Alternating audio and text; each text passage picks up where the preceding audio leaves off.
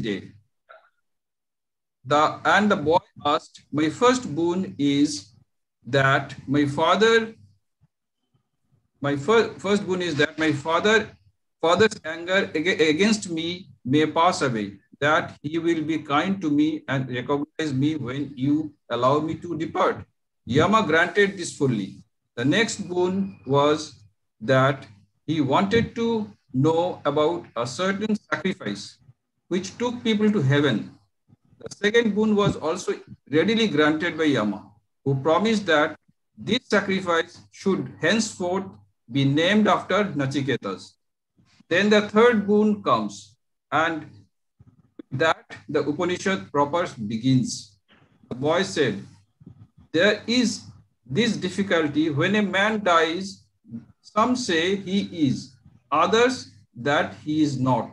Instructed by you, I desire to understand this. But Yama was frightened. He said, the gods in ancient times were puzzled on this point. This subtle law is not easy to understand. Choose some other boon. O Nachiketas, do not press me on this point. This subtle law is not easy to understand. Now Yama said, ask for sons and grandsons who will live 100 years and many cattle, elephants, gold, and horses. Ask for empire on this earth and live as many years as you like, or choose any other boon which you think equal to this, wealth and long life. Or be thou a king, O Nachiketas, on the wide earth I will make thee the enjoyer of all desires. Ask for those desires which are difficult to obtain in the world. These heavenly maidens, chariots, and music, which are not to be obtained by man, and yours. Let them serve you, O Nachiketas, but do not question me as to what comes after death. Nachiketa said, these are merely things of a day, O death. They wear away the energy of all the sense organs. Even the longest life is very short. These horses and chariots, dances and songs and may remain with thee. Man cannot be satisfied by wealth. Can we retain wealth when we behold thee? We shall live only so long as thou desire. Only the boon which I have asked is chosen by me. The boy was determined and said, what you have said is true, O death, that even the gods had doubts on this point, and it is no easy matter to understand, but I cannot obtain another exponent like you, and there is no other boon equal to this. Yama was pleased with this answer and said, perfection is one thing and the enjoyment another. These two having different ends engage men differently. He who chooses perfection becomes pure. He who chooses enjoyment misses his true end. O Nachiketas, having thought upon the things which are only apparently desirable, you have wisely abandoned them.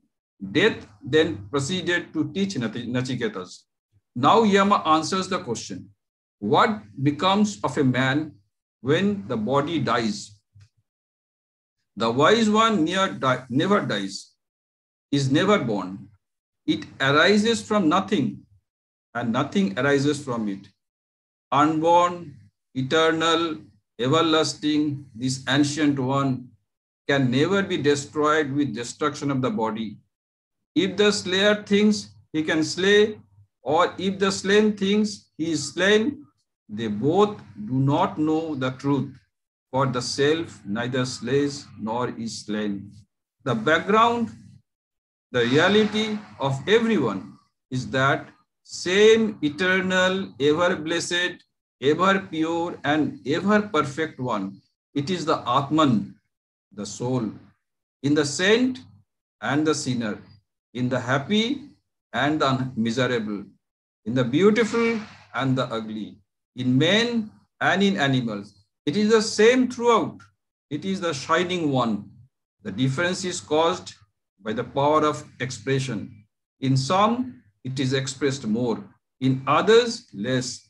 But this difference of expression has no effect on the Atman. Fire that warms us can also consume us. It is not the fault of the fire.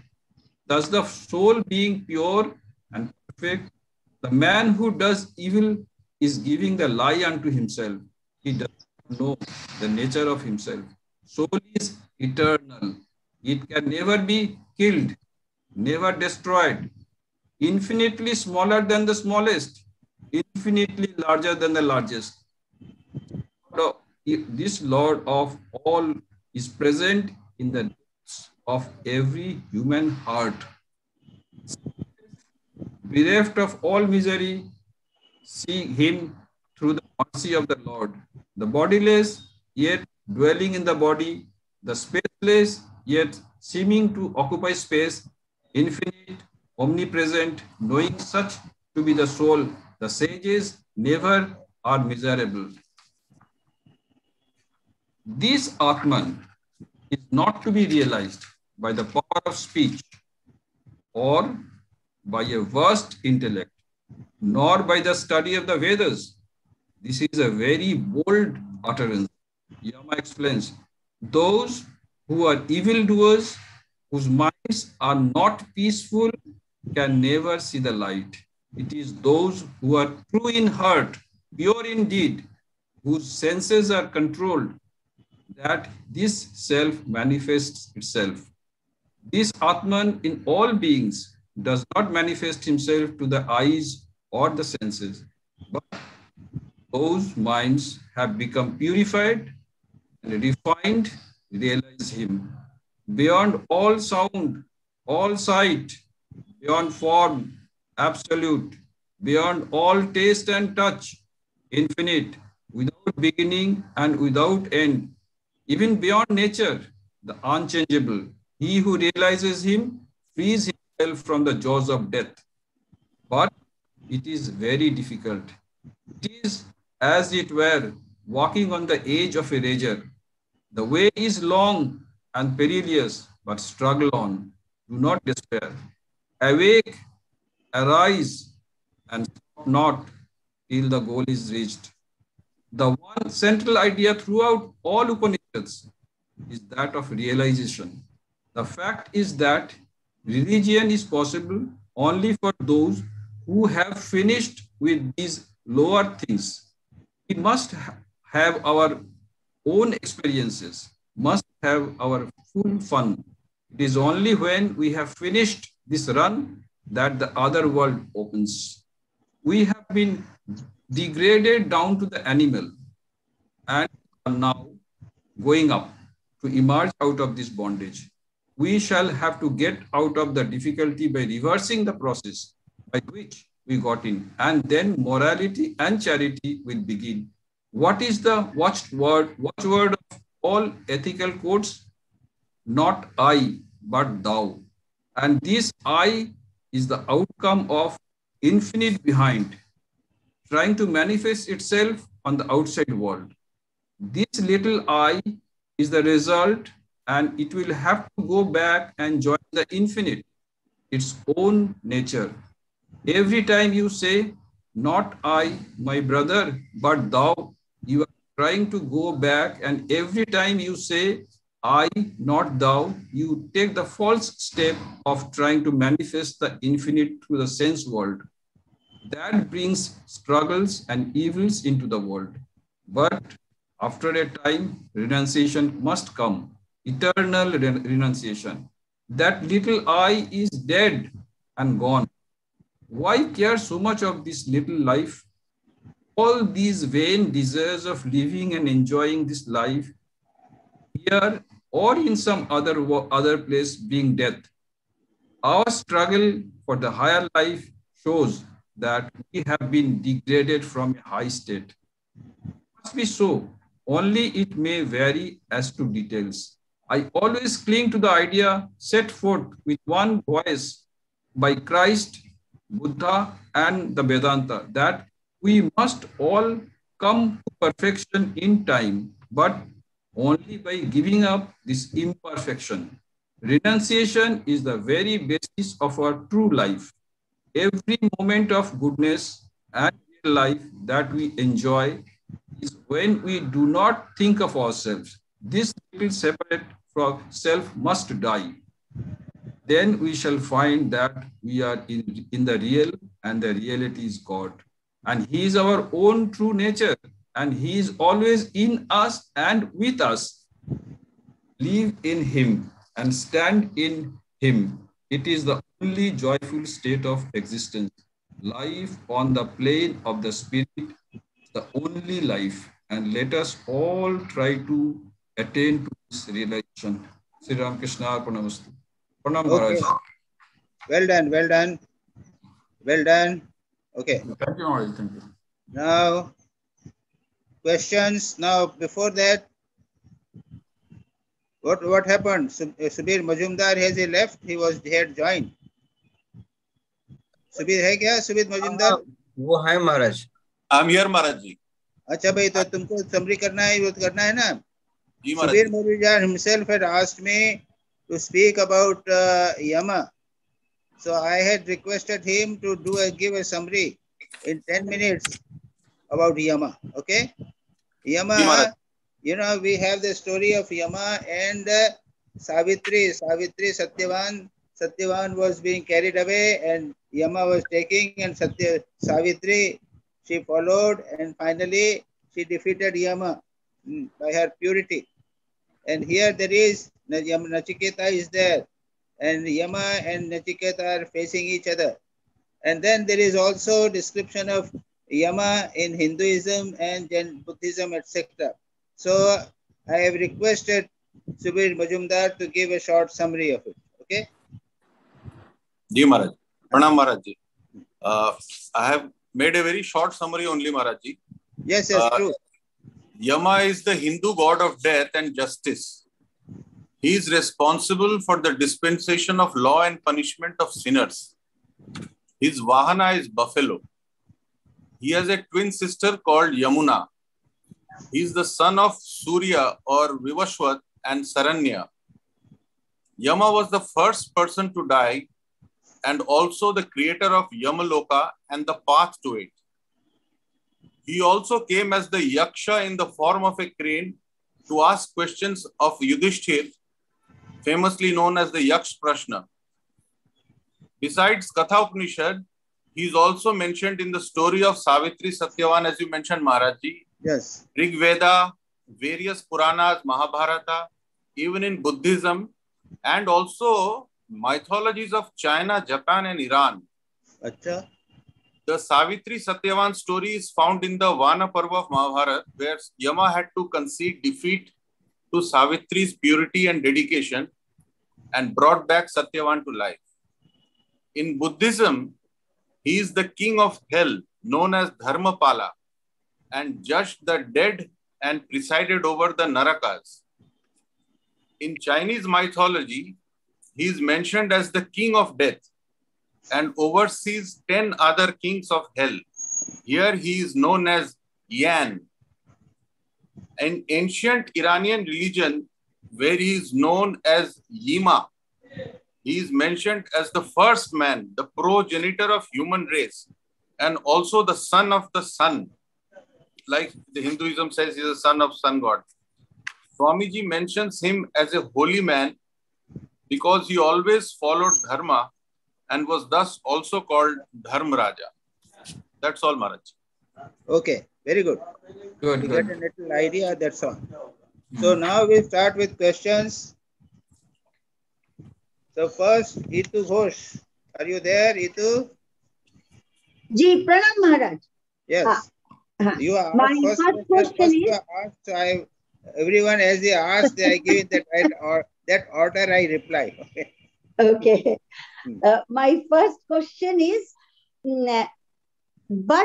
from the text, but the gentleman cannot bear a single word of abuse. He has become too finely nerved. So what is, okay, I think this is, क्या हुआ? ये हमें लग रहा है 28 जुलाई नहीं 1 second महाराज देखते हैं कहाँ क्वेश्चन गया वो all male. একটু ফ্যানটা একটু আস্তে করে দেবো।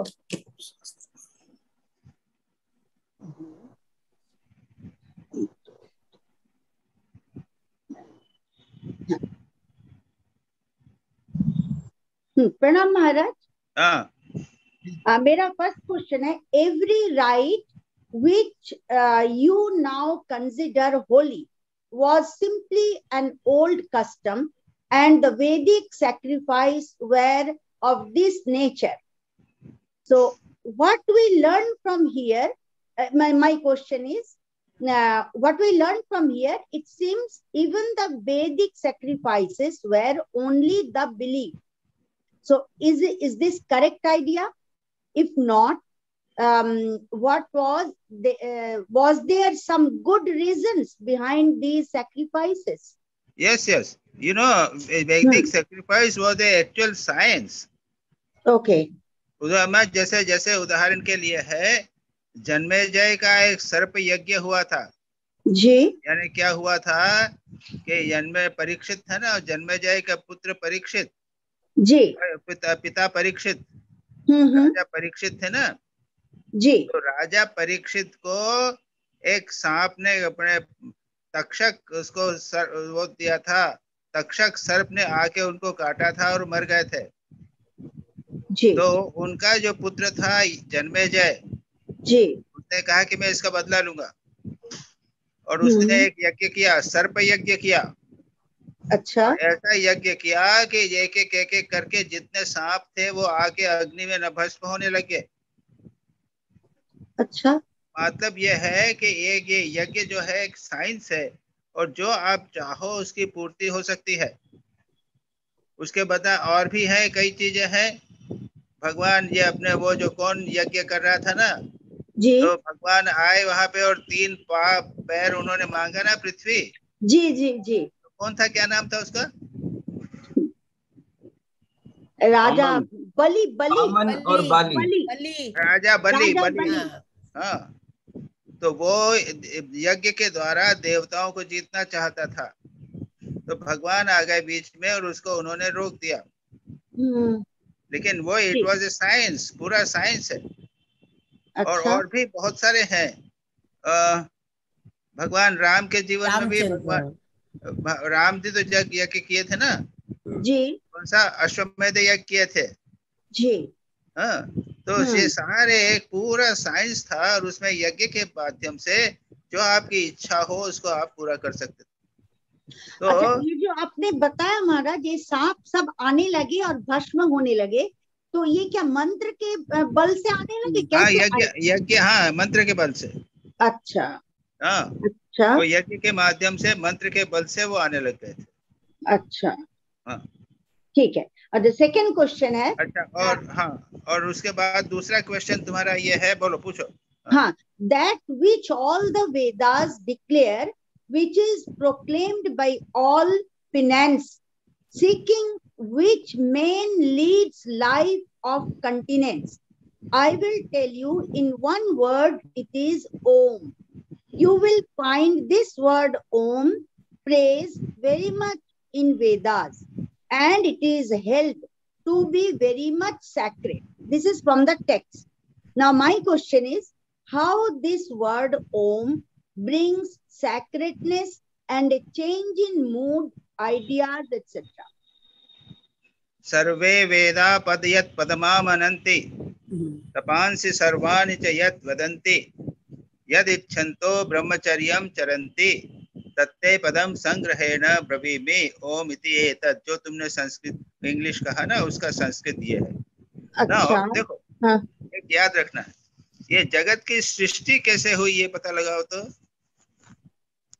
कुछ नहीं था जी। उसके बाद सबसे पहले क्या हुआ होगा? वो कुछ वाइब्रेशंस हुए होंगे। जी जी।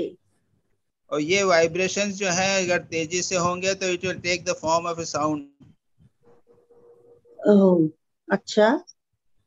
और ये जब साउंड और करता चलेंगे जैसा करेंगे तो वो जो है वो एक रूप ले लेगा। अच्छा। तो नाम और रूप से सारे जगत की सृष्टि हुई ये मानते हो? जी। तो नाम रूप से अगर बेसिक नाम रूप से धीरे धीरे उसका इवोल्यूशन होगा, मैनिफेस्टेशन होगा, वो अगर विस्तार करते रहेंगे तो वो जगत की सृष्टि होगी। जी। तो ये ओम जो है ये बेसिक साउंड है। जी। अब सोचो जी। जरा, ओम में और कुछ तो है नहीं ना। जी। इसको बताते हैं अ उ म ओम, जी।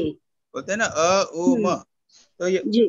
ये जो है ये साउंड प्रोडक्शन के, हमारे मुंह के प्रोडक्शन की सारी प्रोसेस है।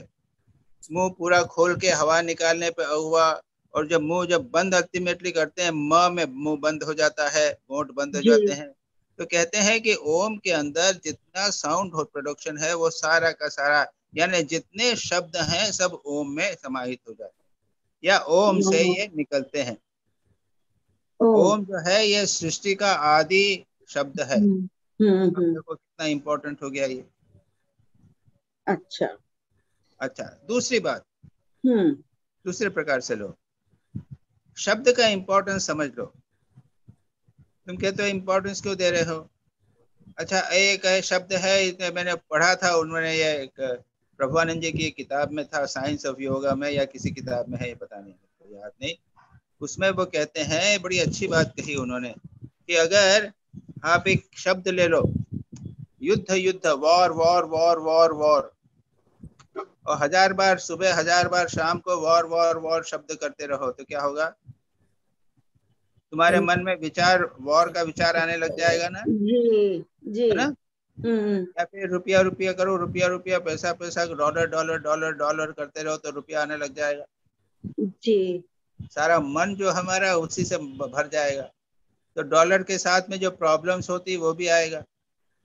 इसी तरह अगर हम भगवान का नाम राम राम राम राम करते रहें, या ओम ओम बराबर करते रहें, निरंतर करते रहें, तो उससे हमारे मन पर, शरीर पर अवश्य प्रभाव पड़ेगा कि नहीं पड़ेगा? जी। जी, अवश्य पड़ेगा। तो इससे हम समझते हैं कि जो शब्द हैं उनका प्रभाव पड़ता है, ये बहुत इंपॉर्टेंट है। सारा मंत्र योग जो है, मंत्र शास्त्र है, ये सबके ऊपर निर्भर करता है, इसके ऊपर निर्भर करता है। और जी। ओम जो है मोस्ट सेक्रेट, सबसे पवित्र, सबसे महान। वेदों में इसका वर्णन किया है, अभी ये जो पढ़ा अभी हमने ओम, वेद में से पढ़ा है। वेद में ओम की महिमा है, और मैंने साइंटिफिकली तुमको समझा दिया कि ओम जो है एक बेसिक साउंड है। Is that okay? जी। जी। So can you understand that? Is that your question is clear? Yes, yes, fully understood. अच्छा, थर्ड क्वेश्चन है, our struggle for the higher life shows that we have been degraded from a high state. So this was from the text. Now my question is it necessary to degrade? Is it not possible to struggle only for higher and higher? नहीं, इसको ऐसा है कि you have taken it only from the middle. Swami Vivekanand has discussed your question before in the same paragraph. Just read it. वो मेरे पास book अभी नहीं है, मैं जो मैंने दिया है वहां से पढ़ रही हूँ। Our struggle for the higher life. Page number बोलो तो। यहाँ जो आपने पेज नंबर, टेल मी। जो टेक्स्ट भेजा था उसमें give me the page number, I will read. एकदम last, give the page number, I will read. एक बिल्कुल लास्ट में है, लास्ट पेज में। Just a minute. वो क्राइस्ट, बुद्धा, वेदांता, ये कुछ है? हाँ, वही पर है, last page 180। Yes sir, yes महाराज जी, ठीक बोल रहे हैं, उसका जस्ट 2-3 लाइन पहले। एक मिनट, क्राइस्ट बुद्धा के थोड़ा सा आगे। Okay. If we are developed from animals, the animals also may be degraded men. How do you know it is not so? You have seen that the proof of evolution is simply this. You find a series of bodies from the lowest to the highest, rising in gradually ascending scales. But from that, how can you insist that it is always from lower upwards and never from higher downwards? The argument applies both ways. And if anything is true, I believe it is that the series is repeating itself in going up and down. Okay, that is enough. So he said, how can you have evolution without involution? Our struggle from the higher life shows that we have been degraded from a high state. It must be so, only it may vary as to details. I always cling to the idea set forth with one various voice by Buddha, Christ, Buddha, Vedanta, that we must have come to perfection in time, but only by giving up the imperfection. This world is nothing. ये तो बाद में आ गया. So Swamiji says that we always say, and what he is doing is the theory of evolution जो हमारे western लोगों ने किया है ना जी, वेस्टर्न थ्योरी ऑफ इवोल्यूशन है ना, डार्विन की थ्योरी ऑफ इवोल्यूशन है ना, मनुष्य जो है वो जानवर से इवॉल्व होके मानव बन रहा है. स्वामी विवेकानंद इस बात को पूरी तरह नहीं मानते. अच्छा. वो कहते हैं कि मानव जो है वो जानवर पहले महान था, वो जानवर बन गया, इन्वॉल्व हो गया, अब वो बढ़ रहा है. मतलब ये क्या है, each soul is potentially basically divine. Okay, divinity है. और वेस्टर्न पीपल यानी जो इवोल्यूशनिस्ट है वो नहीं मानते. वो कहते हैं एनिमल है, वो एनिमल डेवलप हो रहा है. अच्छा. If you केवल इवोल्यूशन ही मानो तो फिर ये मानना पड़ेगा कि हम लोग जानवर थे. We were animal, जानवर हमारे भाई हैं. लेकिन स्वामी जी तो कहते हैं कि हम महान थे. We are always महान. इन्वोल्यूशन हो सकता है, इवोल्यूशन भी होगा, इन्वोल्यूशन भी हो सकता है. अच्छा. यानी we were gods. Basically, we were divine, and then we have come down. So, and that is what he is saying, isn't it? Isn't it? This is what say. हाँ, बिल्कुल आप समझ में आया. मतलब स्वामी जी के हिसाब से हम लोग पहले भी मनुष्य थे और थोड़ा डिग्रेडेड हुए थे, अब फिर उधर जाएंगे. ऐसा नहीं, मनुष्य नहीं, हम तो डिवाइन थे. डिवाइन थे. Basically we are divine. हाँ. ये बात महाराज, एनिमल के लिए भी ऐसा ही है, सेम. यस. हाँ, ऑल आर डिवाइन. हाँ, दैट्स इट. ओके जी, ठीक है जी. प्रणाम महाराज. मेरा खत्म हो गया. Shivani has not joined today because she has some work, then some program is going on at Chandigarh Ashram. Maharaji, she has asked me to ask the questions. She has sent me the questions on her behalf. So she's asked me. Okay, हो जाओ, कर लो. और वो recording सुन लेगी महाराज, she said. अच्छा, ठीक है, okay. So the first question she has written is from page 177. The statement is, with whom the Lord is pleased, to that man he expresses himself. But then the objection may be advanced that this is something like a partisanship. It means upon whom God showers his blessings, only that person will be able to know the soul. अच्छा. Now, इसके ऊपर जो है ना, इसके ऊपर ये very interesting question है. दो बातें आती हैं. एक भगवान की कृपा की बात आ गई ना, तो भगवान जो है जिस पर कृपा करना हो उस पर कर देगा, लेकिन कृपा करता नहीं है.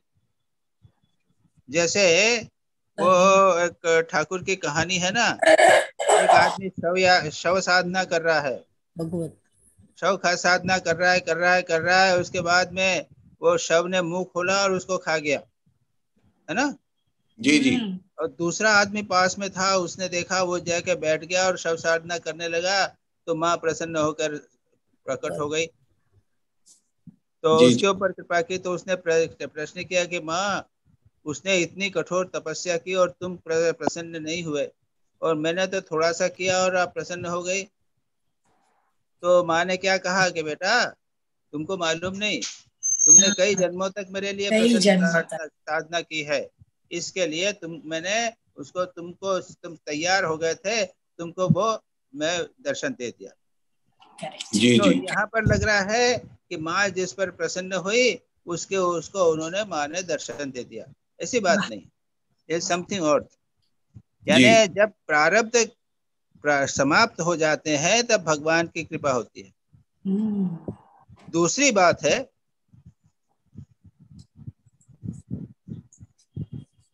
कई प्रकार के ये क्वेश्चन डिस्कस हो सकते हैं। अगर यानी कहते हैं कि भगवान अगर स्वयं कर्म फल काट देवे तो आदमी मुक्त हो जाए। वचनामृत में आप पढ़ोगे तो ठाकुर सब जगह भगवत कृपा की बात करते हैं कि नहीं? जी महाराज। है ना, सब जगह भगवान की कृपा, ये भगवान की कृपा। तो आप ये ले लीजिए, जो लोग ईश्वर को नहीं मानते उनके लिए ये प्रश्न नहीं उठता है कि जी नहीं? जी बिल्कुल क्योंकि वो तो मानते ही नहीं, पुरुषार्थ मानते हैं। जी। तो वो भगवान किस पर प्रसन्न होकर उसको पार्टीशन यानी एक पक्षपाती होंगे, वो प्रश्न नहीं उठता। बिल्कुल दूसरे लोग जो ऐसे हैं वो केवल भगवान की कृपा मानते हैं और कुछ नहीं मानते, ऐसे भी तो है ना भक्त लोग।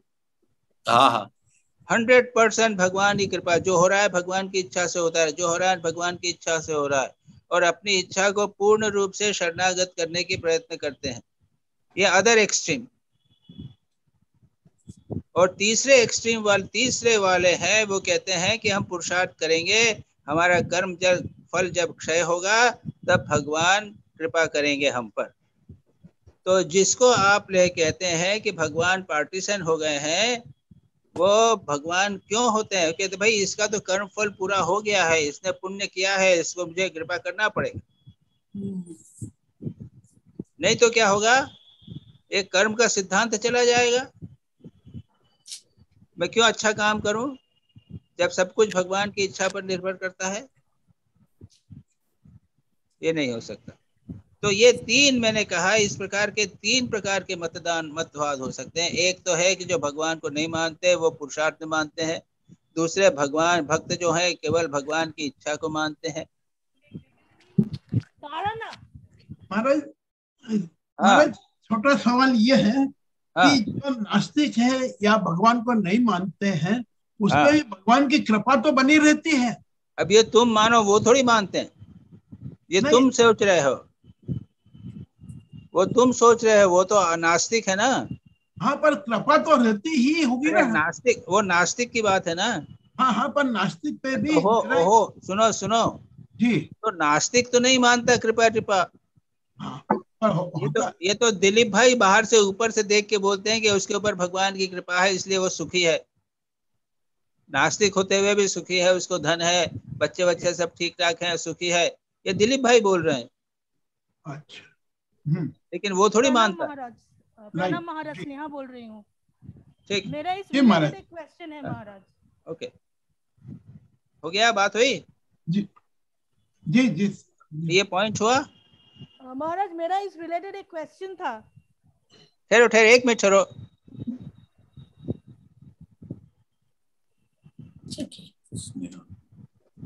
फिर ऐसा है, बाद में आदमी ये भी बात भी आ जाती है कि अगर भगवान कर्म फल न काटें हाँ तो भगवान क्या हुए? यस। उसमें इतना पावर ही नहीं है कि कर्म काट देवे, तो भगवान क्या हुए? तो भगवान ने जब गिरीश चंद्र घोष के कर्म काटे यस, तो क्या हुआ? उनकी भगवानगिरी निकल गई, कैंसर लेना पड़ा, बैठे बैठे नहीं काट सके। काट दे उनको कुछ नहीं होगा, ऐसा नहीं हुआ। तो ये एक बड़ा कॉम्प्लिकेटेड शब्द है, इसीलिए जो है, जो भगवान में विश्वास नहीं करते हैं, जैनिज्म जैन बुद्ध लोग जो हैं, वो उनको उड़ा दिया गया, ये कहाँ भगवान फिर प्रॉब्लम होगी, कर्म फल आएगा तो कर्म फल कौन काटेगा? अगर कर्म पूरा होने के बाद ही भगवान की कृपा होती है तो फिर भगवान की कृपा की क्या जरूरत है? ये सारी बातें आ जाती हैं। Got my point? यस। जी महाराज जी। क्या Shivani, you come? No, no, Shivani has not come. She will listen to the recording, Maharaj ji. अच्छा, जो अभी किसने बात किया? वो स्नेहा महाराज जी। स्नेहा कुछ पूछना चाह रही है आपसे। अच्छा, is it related to the question? हाँ महाराज जी, related हाँ to the बोलो, question। फोन को कौन हाथ में कान पास में लेके आओ, बोलो। अच्छा, अब सुन पा रहे हो महाराज जी? हाँ, आपकी आवाज बहुत धीमे है स्नेहा मैडम, आप वॉल्यूम बढ़ा लीजिए अपना फोन का। अच्छा, अभी ठीक है? बहुत कम है। अभी भी कम है? पास कोई चॉकलेट हेलो, नहीं है। जी जी, अभी भी कम है। एक बार वॉल्यूम बढ़ा करके फिर आप आइए। वॉल्यूम तो बढ़ा चुके हैं, एक्सट्रीम है वॉल्यूम। उसको माउथ के पास में ले आओ, हाँ माइक महाराज को जी, माउथ वही के किए पास हैं। में लो। हाँ, माइक को माउथ के पास ही रखे हैं। अभी सही है? पा रहे हो आप? अब देखो, बोलो जरा, कोशिश करो। We are not listening clearly. Okay, तो मेरा क्वेश्चन यही था कि ये जो डिस्कशन हो रहा था फेवरेटिज्म के बारे में, तो हर चीज हम हमारे तरफ से देखते हैं कि ये होगा, ये नहीं होगा, लेकिन भगवान की तरफ से क्या है?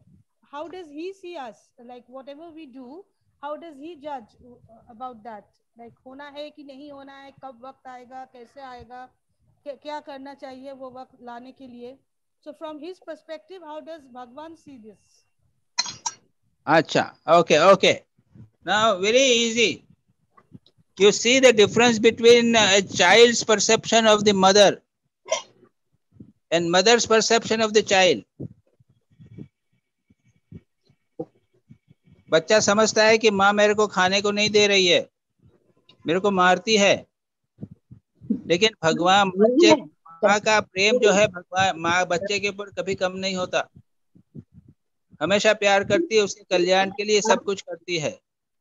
तो भगवान is always looking at us as a mother looks at us as mother looks at child.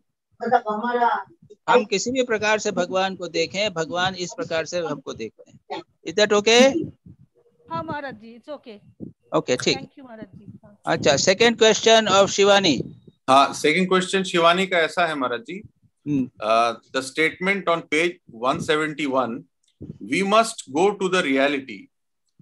Renunciation will take us to it. Renunciation is the very basis of a true life. Every moment of goodness and real life that we enjoy is when we do not think of ourselves. The little separate self must die. Then we shall find that we are in the real, and that reality is God. And He is our own true nature, and He is always in us and with us. Question she's asking is, how is it possible not to think of ourselves? अच्छा, when a mother, एक छोटा बच्चा है माँ का, अभी जब बच्चा हुआ है 6 महीने का है, does the mother think of herself? वो तो 24 घंटे बच्चे के ही सोचती रहती है ना। जी महाराज, बिल्कुल। तो फिर what is there? We most of the time we don't think of ourselves. Exactly. संसार में अगर आसक्ति किसी तरह लगी रहेगी तो हम नहीं सोचेंगे अपने बारे में। अगर हम ऑफिस में काम करते रहेंगे, बॉस आने वाला है, तो 100% we are concentrated and we are not thinking of ourselves. But mother, बच्चे को माँ का जो दृष्टांत है ये बहुत इजी है, बहुत क्लियर है। Mother does not think of herself, वो तो she is only thinking of the child. Mother is a very good example. Mother is the best example. हाँ, तो पता ही नहीं चलता है कि भूख लगी कि नहीं लगी, ये भी नहीं पता चलता उसको तो। जी, फिर इट्स वेरी वेरी क्लियर। अच्छा, फिर उसमें और एग्जांपल हैं 2-3। वो विदुर की कहानी है ना, विदुर की पत्नी, भगवान विदुर के घर खाना खाने गए थे ना। जी जी। तो विदुर की पत्नी इतनी विभोर हो गई कि उसको पता ही नहीं कि उसने कपड़े पहने हैं कि नहीं पहने, और वो खिलाने लगी तो इतना विभोर हो गई कि भगवान को केले के बदले छिलके खिलाने लग गई, उसको मालूम ही नहीं रहा। Completely forgot herself. Very famous story is there. जी महाराज। ठीक है, ठीक है महाराज जी। अच्छा. And her last question, Maharaj Ji, on page 173. When I was a child, I thought I could be a cabman. It would be the very acme of happiness for me to drive about. I do not think so now. To what joy will you cling? This is the one point we must all try to understand, and it is one of the last superstition to leave us. Everyone's idea of happiness is different. The question Shivani ji is asking is, as we all know the truth, why are we still repeating it from generation to generation? No, who knows the truth? No one knows the truth. It's just the opposite. Exactly, Maharaj ji. Rich man जो है, वो rich man को तो पैसे में ही लगा हुआ है. उसकी happiness जो है पैसे में है. सन्यासी जो है उसकी चिंता ही नहीं करता, उसकी happiness दूसरी किसी चीज में है. I am happy in one way, you are happy in another way. So no one knows the truth. Truth कहाँ है? No one knows the truth, and we don't even know what is the actual meaning of happiness. So the question itself is not clear, invalid. Question looks invalid, Maharaj ji, because nobody knows what is happiness actually, and nobody knows what is truth. हर एक का अपना अपना happiness अलग होता ही है. अपने अपने concept of happiness अलग अलग है. जी. Okay. Those were her questions, Maharaj. Should I now ask my questions, Maharaj ji? Yes. आ जाओ. So my question number 1 was, first was तो यमा के ऊपर था जो आपने मुझे ही बोलने के लिए वो हो गया. The other question is, are there various levels of realization, or is there only one final realization? You see here इस आर्टिकल में जो बातचीत हो रही है ये फाइनल रियलाइजेशन की ही बात हो रही है और कुछ नहीं. अच्छा, यानी आत्म साक्षात्कार की बात हो रही है और कुछ नहीं है. वो पूरा कठोपनिषद भी उसी के ऊपर डिपेंड करता है. लेकिन अगर आप शास्त्र पढ़े तो अलग अलग डिस्क्रिप्शन मिलते हैं. उदाहरण के लिए है, ठाकुर ने क्या कहा, उस ऊपर का साक्षात करने के बाद में सीढ़ी पर चढ़ते चढ़ते ऊपर के सीढ़ी पर यह नहीं करके जाओ, ऊपर पहुंचो. हाँ, पहुंच गए. उसके बाद जब नीचे उतर गए तो सीढ़ी को भी जो है ये छत है हो गया. तो पहले जगत को नेति करके त्याग करके हम साक्षात्कार किया. उसके बाद इति करके जगत को भी सत्य माना. विज्ञान दो प्रकार का रियलाइजेशन हो गया. ज्ञान हो गया, विज्ञान हो गया. जी. अच्छा, अब स्वामी यतीश्वरानंद जी ने, आप देखेंगे मेडिटेशन एंड स्पिरिचुअल लाइफ में स्पिरिचुअल अनफोल्डमेंट का चार्ट बनाया है ना. वो तो पूरा उसमें है महाराज. तो उसमें तो अलग अलग लेवल्स बताए ना रियलाइजेशन के. अच्छा, that will be taken as different levels of realization. Okay. हाँ, जैसे है कि भाई है, one sees, he considers himself not as body but Atman. जी. लेवल हुआ. जी. उसके बाद में आगे चलेंगे तो सारे जगत जो है वो भी ब्रह्म से संपूर्ण है, मैं भी ब्रह्म से पूर्ण हूँ, इस तरह. और फिर जगह सभी प्राणियों में आत्मा विद्यमान है. तो वो कहते हैं कि there are various levels of spiritual attainment. ये खुद ही कहते हैं. जी. तो इस प्रकार से देखेंगे क्रिश्चियनिटी में, जैनिज्म में इत्यादि में अलग अलग स्टेजेस को आप रियलाइजेशन के लेवल्स ले सकते हैं. जी महाराज जी. उनके अलग अलग है, रियलाइज ले सकते हो. बट अदरवाइज इस आर्टिकल के अनुसार गॉड रियलाइजेशन वही आत्म साक्षात्कार, हम ब्रह्मास्मि हो जाना, वो सब. जी. But otherwise there are various grades of spiritual unfoldment, जिसे कहते हैं. In fact, उसमें स्वामी Yatishwaranand in the end says there are so many others also which we. There is no limit. There is no limit to spiritual experience. And in Kathamrita also Thakur says আর না জানি কত কি আছে. हाँ, तबे. Same thing. Yeah. ठीक है महाराज. Next question Maharaj is, why does renunciation give us pleasure and happiness? It is an unexplainable happiness. Even Bhagavad Gita says, Tyagat Shanti Ranantaram. तुम्हारा क्वेश्चन है कि त्याग में शांति क्यों मिलती है? इतना प्लेजर, इतनी हैप्पीनेस क्यों आती है? I have experienced it myself, but how does it How does it come? त्याग है ये अनासक्ति होती है, डिटैचमेंट। आसक्ति में बंधन होता है। ओ फ्रीडम। हाँ, आसक्ति में बंधन होता है। जी जी और जी। रिनाउंसिएशन का अर्थ केवल एक्सटर्नल रिनाउंसिएशन नहीं है, मन से रिनाउंस करना है, दैट इज अनासक्त होना है। जी जी जी जी। जितने मन जो है, जितना आपका अनासक्त होगा उतना मन प्रसन्न होगा। आत्मा आनंद जो है हमारे भीतर ही है ना, सब सारा आत्मा में ही आनंद है, वो मैनिफेस्ट होता है। जो बॉन्डेज होते हैं, जितनी आसक्तियां होती हैं उसमें बॉन्डेज अधिक होता है। और वेदों में क्या है, वो एको मानुष आनंद, वो सुना है तुमने, आनंद वल्ली? आनंद वल्ली महाराज, यस महाराज, है ना। हाँ, आतिष्ठो दृढ़िष्ठो बलिष्ठ तस्य एवं पृथ्वी वित्त से पूर्णा स्यात्। एक मनुष्य होवे, सारे जगत का एक छत्र राजा होवे, ये हुआ एक मनुष्य। One unit of. और वो कैसे बाद में कहते हैं, श्रोत्रिय से च अकामः तस्, जिसको कामनाएं तंग नहीं करती, यानी जो समस्त त्यागी है, अनासक्त है, उसको प्राप्त होता है। अब इसका 100 गुना हुआ गंधर्व का आनंद, उसका 100 गुना हुआ देवताओं का आनंद, ऐसा बढ़ाते गए और सब के सब आनंद जो हैं, जो त्यागी है, अनासक्त है, अकामहत, कामनाओं से जो पीड़ित नहीं होता है, उसको मिलता है। तो मेन पॉइंट है कामनाओं से पीड़ा न होना, इसी को त्याग कहा गया। जी जी, एब्सोल्युटली क्लियर महाराज। महाराज मैं एक बोलूं? हाँ बोलो।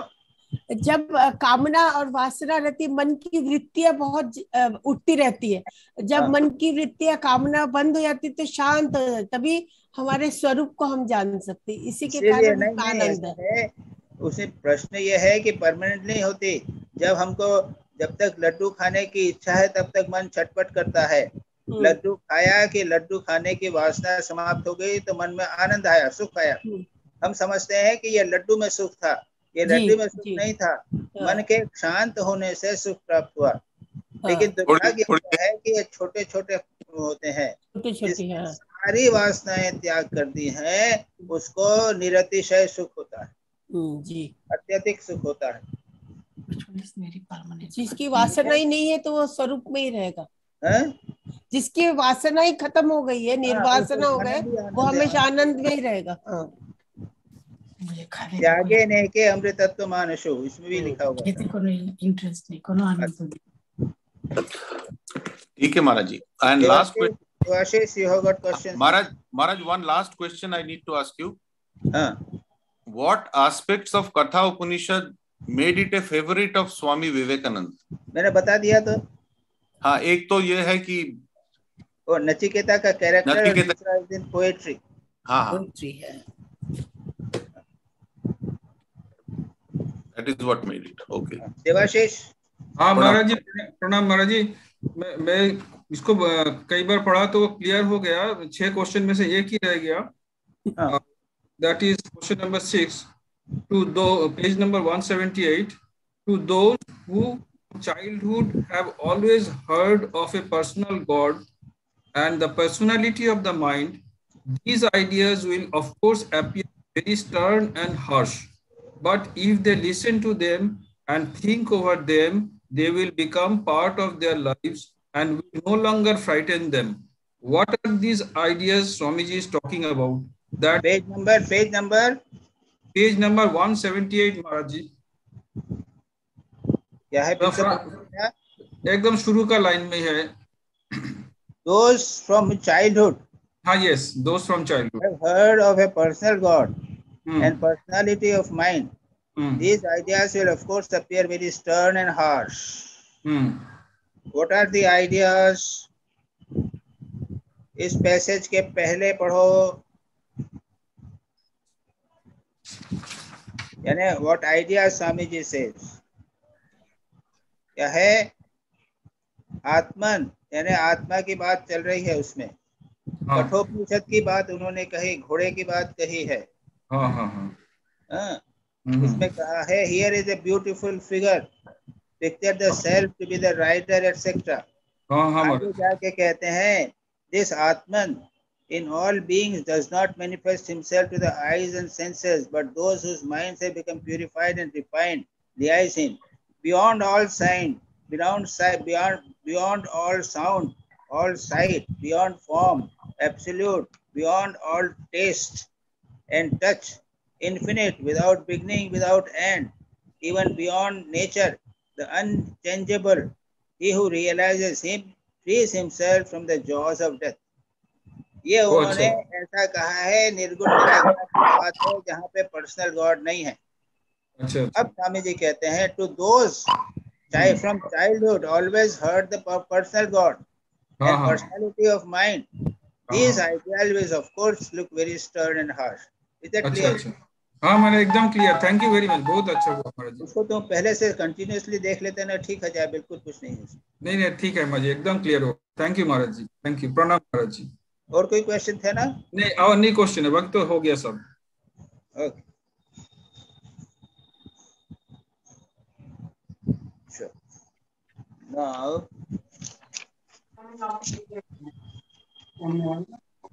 दिलीप भाई आ जी जाइए. प्रणाम. हाँ प्रणाम. मैदान में आ जाओ.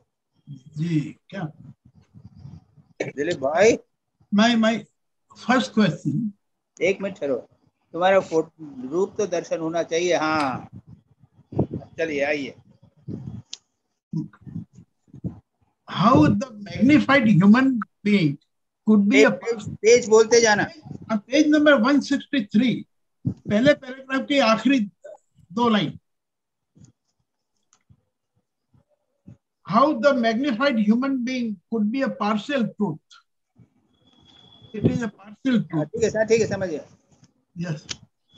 कौन सी लाइन है? फर्स्ट पैराग्राफ की आखिरी 2 लाइन. हाँ. Yes. It could be only a partial truth. है ना. आखिरी 4 लाइन से शुरू होता है. अच्छा ठीक है.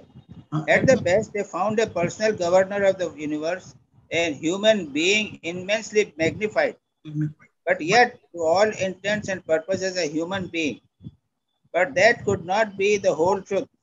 Yes. At best, it could only partial truth. यही तो है ना तुम्हारा प्रश्न? Yes sir. Yes. तुम्हारा ये कहना है कि ये partial truth क्यों? हाँ. तो स्वामी जी अदर भी कहते हैं, ये बाद में कहते हैं, suppose a cow were become philosophy.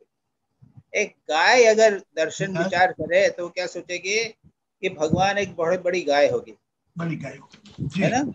yes. वो बहुत ज्यादा दूध देगी. हाँ. सींग बड़े होंगे जी. तो ऐसे ही हमने कल्पना कर लिया है कि 4 हाथ वाले हैं भगवान.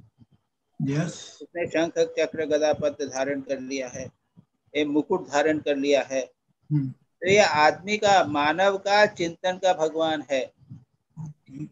तो ये भगवान जो है पूर्ण रूप से सत्य कैसे हो सकता है? क्योंकि गाय के भगवान से तो अलग है. हाँ. और दूसरा आदमी कोई भगवान सोचे तो अलग है. तो भगवान हमारी मन से हमने एक भगवान की कल्पना कर ली है. ये जो है ये केवल पार्शियल ट्रुथ है. ये सीमित सत्य है, पूरा सत्य नहीं है. जी. महाराज जो ये फोटो हम देखते हैं या मूर्ति देखते हैं कृष्ण की या कोई देवी देवताओं की, ये भी तो पार्शियल ट्रूथ है. किसने देखा? ये तो एक इमेजिनेशन है. डेफिनेटली निश्चित रूप से. यस. निश्चित रूप से. Okay right. और होता क्या है हाँ. कि इसे रूप को, कृष्ण के रूप को चलते रहो, लेते रहो, चलते जाओ, उसका ध्यान करते रहो, करते करते ये रूप चला जाता है, गायब हो जाता है. और सच्चिदानंद परमात्मा जो सर्वव्यापी आनंद स्वरूप है, उनका दर्शन या साक्षात्कार होता है, रूप चला जाता है. अच्छा. ये तो बिल्कुल बिगिनिंग है, प्रारंभ है. जी बराबर. हाँ. Yes. Now my next question on page number 164. Our senses are limited, very limited indeed, and within these limitations exists what we call our universe. Are these 5 senses trained by nature to think in a particular direction? If so, in a later period, these 5 senses, with the help of mind, can find something more and limitation of our five senses will expand. So the reply to the question who runs the universe will be some Superman. नहीं क्या है कि वो जो है our senses are limited, very limited, isn't it? Ji. And within these limitations, what we call universe, our God, ठीक है? हाँ. But that cannot be the solution of the whole problem. Yes. क्योंकि हमारा लिमिटेड है, हम विचार limited कर रहे हैं, तो सारी प्रॉब्लम को ही नहीं समझ रखे हमने अपने यूनिवर्स जो है उसकी कल्पना किया हमारे मन से और विचारों से। लेकिन यूनिवर्स तो और भी बड़ा हुआ। एक साइंटिस्ट जो है वो इलेक्ट्रॉन प्रोटॉन से जगत को सोचेगा, और जो मनोवैज्ञानिक है वो सोचेगा कि ये जगत जो है ये सब मन के तरंगों से बना हुआ है। अब कहाँ से हम सोचोगे? यूनिवर्स को आप सीमित करके सोचोगे तो वो लिमिटेड हो जाएगा कि नहीं होगा? जी। तो क्या है, वो कहते हैं कि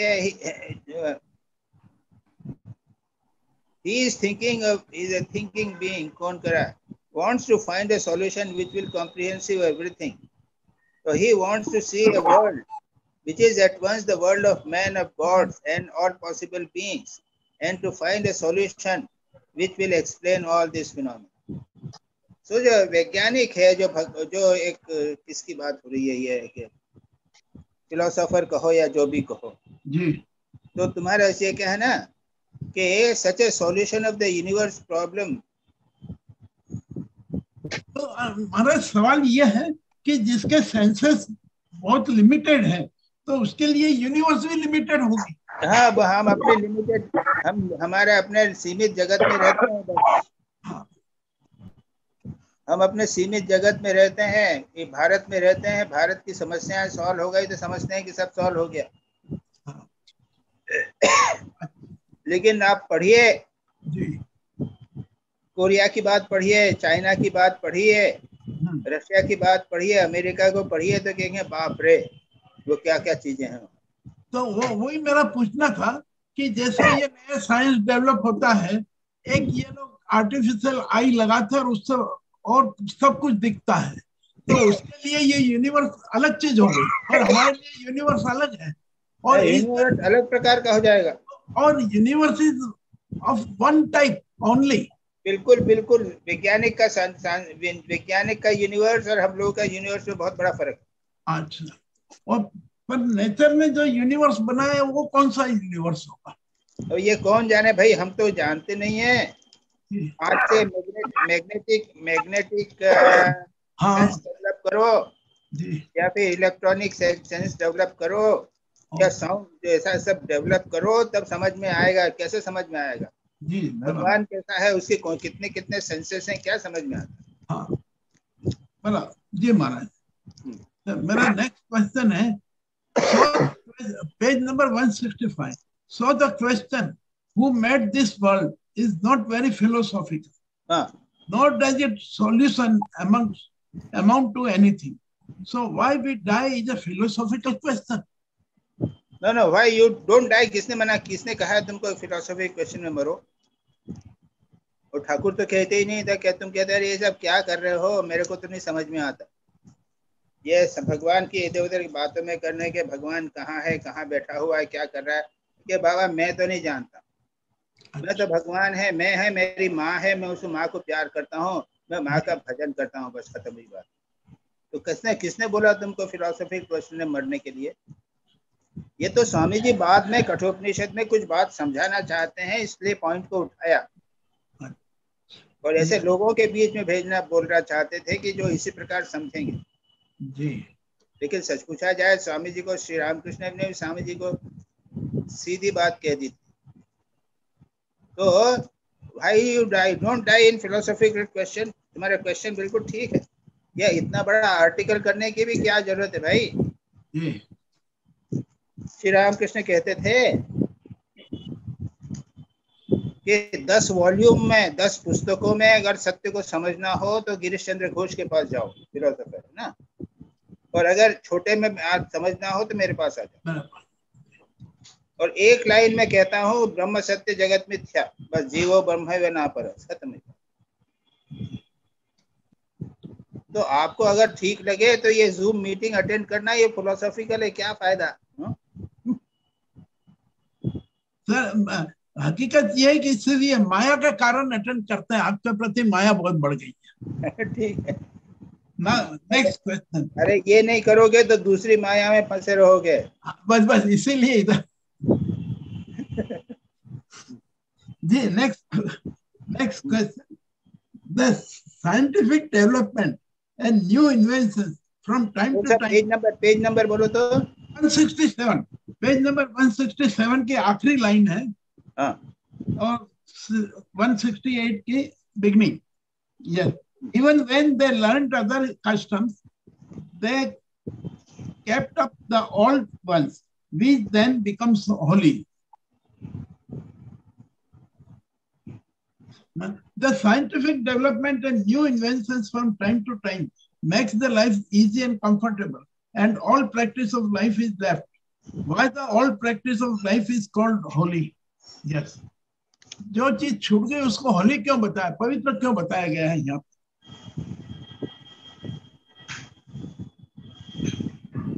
ऐसा ना? हाँ, यस।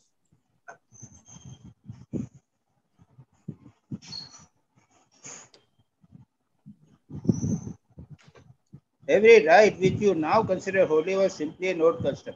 Yes. एक प्रकार से रहते थे। हाँ, और वो उन्होंने बताया आगे। हम पहले हमारे दादा परदादा जो है धोती पहना करते थे। हाँ। अब हम जो है ये पैंट शर्ट पहनने आ गया, चालू हो गया।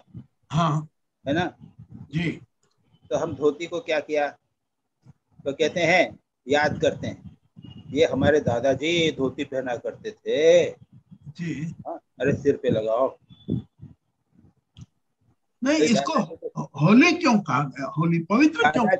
दादाजी के चरण स्पर्श करते हैं ना। हाँ जी। तो हमारे परदादा जो हैं, हाँ। ये धोतियां पहना करते थे। अरे ये धोतियां वो पहना करते थे, चलो उसको सिर पे लगाओ। इस प्रकार से पुरानी जो कस्टम्स इत्यादि हैं वो तो सामान्य इसी प्रकार से रहती थी।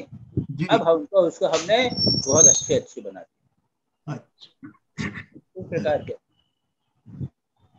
ये मेरा नेक्स्ट क्वेश्चन है, रिलीजन इज रियलाइजेशन। पेज 165। हाँ, religion is realisation. So why it is said अंधविश्वास is bad?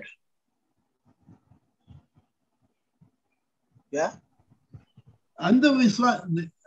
अंधविश्वास को गलत क्यों कहा गया है हमारा? नहीं, तो प्रश्न क्या है? तो रिलीजन है ना, रियलाइजेशन है, साक्षात्कार करना है। हाँ, तो फिर यह साक्षात्कार है। तो दुनिया में ये कहा जाता है कि रिलीजन तो अंधविश्वास चीज है, इसका विश्वास क्या करो? नहीं, रिलीजन और अंधविश्वास से क्या लेना देना? अच्छा, अंधविश्वास तो रिलीजन का बिल्कुल विरोधी है। That is विरोधी है अंधविश्वास का। अच्छा, अंधविश्वास जो है धर्म का बिल्कुल विरोधी है, बिल्कुल अपोजिट है। रिलीजन का अर्थ है साक्षात्कार। हाँ। विश्वास करके बैठे हैं, अब मंदिर जा रहे हैं लेकिन कुछ नहीं हुआ जी। भगवान को पूजा कर दी, फूल चढ़ा दिया, पंडित जी को दे दिया, एक पैसा डाल दिया, ये सब चली आ रही है बातें। और कुछ नहीं, 15 मिनट के बाद में जैसे कि है वैसे ही साक्षात्कार नहीं हुआ, भगवत का दर्शन नहीं हुआ, तो आप धार्मिक नहीं हुए। जैसे दूसरे नास्तिक लोग तो ये नहीं करते हैं। वो कहते हैं ये फालतू बकवास है, ये अंधविश्वास। और हम करते हैं, लेकिन क्या फर्क पड़ा? उनको भी साक्षात्कार नहीं हुआ, हमें भी साक्षात्कार नहीं हुआ। वे नास्तिक लोग कम से कम सच्चे तो है। स्वामी जी ने कहा है ये नास्तिक सच्चे तो है ना। वो नहीं कि बड़े कहाँ भगवान तुम्हारा है, हमको तो मिलता नहीं है, तुम जाओ करो। और तुम हम अपने अंधविश्वास से होके करते जाते हैं, क्या होता है? तुमको भी भगवान नहीं मिलता, उनको भी भगवान नहीं मिलता, दोनों बराबर। ये रियलाइजेशन नहीं होता, रिलीजन इज रियलाइजेशन, ये सारा आर्टिकल यही बोलता है ना। तो स्वामी जी तो ये तो कहते हैं कि अगर किसी को भूत भी दिख जावे तो भी कम से कम अंधविश्वासी या जो मंदिर में जा रहा है कुछ नहीं दिख रहा उससे भी श्रेष्ठ है। अरे भूत का तो दर्शन हुआ, कुछ तो दर्शन हुआ। नहीं पर महाराज जी सवाल ये मेरा ये है कि भले हमें आज रियलाइजेशन नहीं हुआ पर रिलीजन के रोज मंदिर जाएंगे जाएंगे जाएंगे तो एक दिन तो होगा। We can never say that कि हम उनसे गए बीते हैं। एक दिन जो है ना वो 50 जन्म में एक दिन हो सकता है। 50 जन्म में एक दिन हो सकता है। हाँ तो 50 जन्म तक रहो, इसको तो आप धर्म कहते हो। हम नहीं मानते इस धर्म को या नहीं तो कहते। उससे तो नास्तिक होना अच्छा है, ये कहना है स्वामी जी। हाँ हाँ हाँ, वही वही वही वही एग्जैक्टली। जी Maharaj. Sir next question. We are all atheist.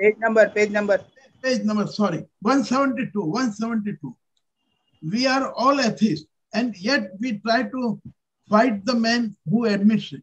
It means we all are regularly go to the temple for morning and evening prayers and chanting the name of our God is all in vain. ये इसका continuation में मेरा सवाल है। यही तो continuous वही चीज चल रही है। हाँ वही मैं पूछ रहा हूँ जी। हाँ first paragraph page number 172 first paragraph की चौथी लाइन है we are all atheist and yet we try to fight the man who admits. हाँ हो गया तो वही चीज तो है।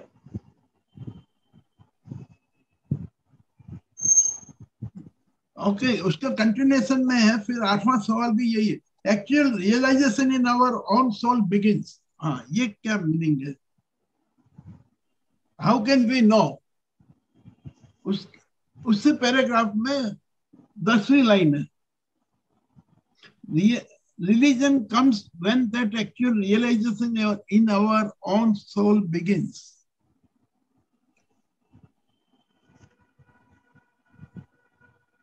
(172) Yes, page number 172, first paragraph. So in India there are 300 million Vedantins. Yes, उसी पैराग्राफ के अंदर चौथी लाइन में तो लिखा है we are all atheists and yet we try to fight the man who admits it. उसके बाद के 5 लाइन बाद लिखा हुआ है कि actual realization in our own soul begins. ये पूरा पैराग्राफ के पहले 10 लाइन है। मेरे 3 सवाल कवर करना है। Actual realization is our own soul. In our soul begins. Yes, religion comes when the actual realization comes into our soul. Yes. That will be the dawn of religion. And then alone we shall be moral. Now, we are not much moral than animals. We are only held down by whips in society. If society said today, I will not punish you if you steal, we should just rush to each other's property. तो ये दोनों बातें कही स्वामी जी ने, यही तो बात कही हो रही है। जब तक रियलाइजेशन नहीं होता ना तब तक हम उसी स्तर पर हैं, नास्तिक स्तर पर ही है। तो ठीक तो है, इसको अपन डिस्कस कर चुके हैं जी। नहीं, परंतु when we know that we have actually realized our own soul, ये कैसे मालूम पड़ेगा हमें? अरे तुमको जब दर्शन होगा ना तो पता चल जाएगा। यानी जब आप लड्डू खाओगे तुमको कैसे मालूम कि लड्डू खाया है? जब लड्डू खाओगे ना तो अपने आप समझ में आ जाएगा। कोई पूछेगा तो आप जब बताने की जरूरत नहीं पड़ेगी, इमीडिएटली समझ में आएगा। ओके, नेक्स्ट क्वेश्चन है पेज नंबर 173 पे। There is no much, first paragraph की आखिरी 2 लाइन है। There is no such thing as absolute good nor any such thing as absolute evil. Then what is absolute and how to realize it? देखो absolute true evil और सत्य की बात कर रहे हैं ये। हाँ बिल्कुल। अच्छाई बुराई जो है ये सब सापेक्ष होता है। जैसे यस, जैसे वो एक राजा की कहानी है, राजा और मंत्री की। और राजा की उंगली कट गई। राजमंत्री ने कहा कि सब अच्छा होता है जी राजा ने कहा कि उंगली कट गई, ये भी अच्छा ही है। कहते हाँ। जी तो गुस्सा आके मंत्री को उसमें डाल दिया कुएं में। तो ये भी अच्छा हुआ। हाँ अच्छा हुआ। इतने में डाकू लोग आए, राजा को पकड़ा, उसको बलि देने के लिए जाने लगे। तो देखा अरे इसकी उंगली तो कटी हुई है, इसको बलि नहीं दिया जा सकता। तो राजा समझ गया कि मंत्री ने जो कहा था वो ठीक ही कहा था। बराबर। इतना बुरा हुआ लेकिन अच्छा निकला। फिर राजा ने मंत्री को बुलाया, निकाला उसमें से कुएं से। तो क्या तुम्हारा क्या भला हुआ? तो क्या अरे मैं आपके साथ रहता तो वह आप मेरे को पकड़ के बलि कर देते, क्योंकि मैं वहां नहीं था इसलिए बच गया। तो दोनों हम लोग बच गए। एक जिसको हमने समझा था कि ये बुरा काम है वो अच्छा निकला। तो संसार में बहुत सारी चीजें होती रहती हैं, हम अपने विचार से उसको अच्छा बुरा करते रहते हैं। दूसरे की दृष्टि से देखें तो अच्छा बुरा अलग होगा। एक आदमी को बच्चा हुआ, बहुत प्रसन्न हुआ, और जो साधु है वो देखता है, वो चुपचाप रहता है, उसको प्रसन्नता नहीं होती। ये बच्चा बड़ा होके 20, 30, 40 साल का बाद होके बड़ा बदमाश निकलता है, पिता को माता पिता को कष्ट देता है। तो ये अच्छा हुआ कि बुरा हुआ? तो एब्सोल्यूट पूर्ण रूप से अच्छी चीज और पूर्ण रूप से बुरी चीज जैसी कोई चीज नहीं है, स्वामी विवेकानंद कहते हैं। अच्छा बुरा दोनों एक साथ मिले हुए रहते हैं। बराबर जी हुआ दिलीप भाई? हो गया बिल्कुल सापेक्ष जी। And my last question on page number 177। हाँ ओपनिंग पैराग्राफ में ही है, छठी line, the truth is not to be found by much study of the Vedas with whom the Lord is pleased, so that man he expresses himself. Yeah, what Swamiji wants to tell us to explain by page number फिर से बोलो तो। Page number 177 के ऊपर से 5वीं line है। अच्छा हाँ, because the Vedas says so, in spite of that, look.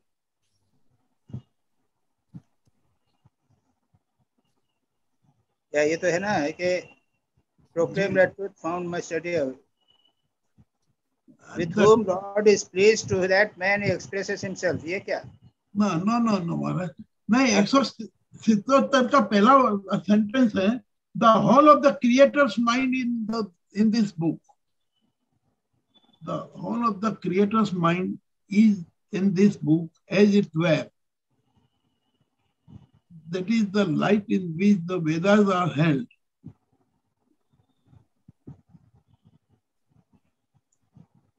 With whom the Lord is pleased, to that man expresses himself. Yes.